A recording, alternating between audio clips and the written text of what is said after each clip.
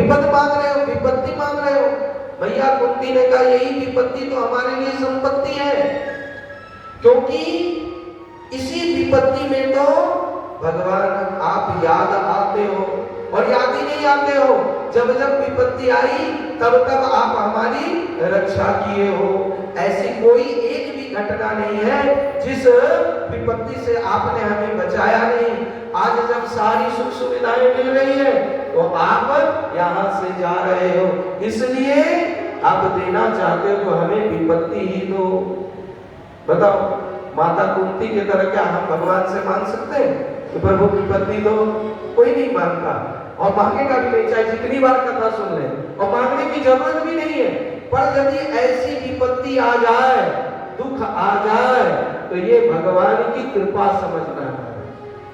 क्योंकि जब दुख आती है तो ये हमें भगवान की तरफ ले जाती है।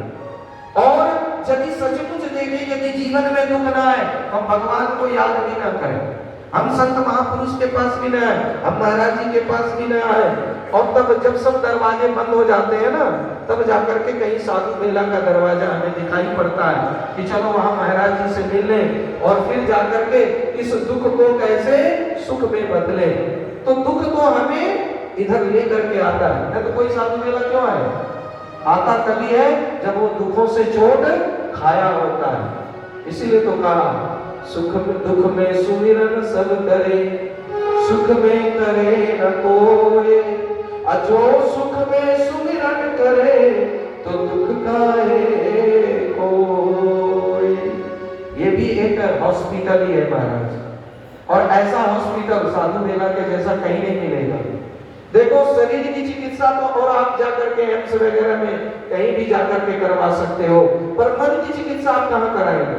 मन की चिकित्सा तो महाराज जी के श्री चरणों में ही हो सकती है, और कहीं नहीं हो सकती।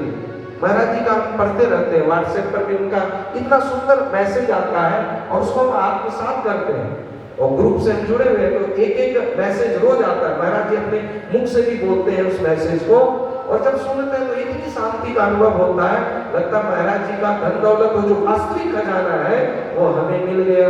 और यदि कोई इसीलिए तो आता है, उसी खजाने को पाने के लिए आता है।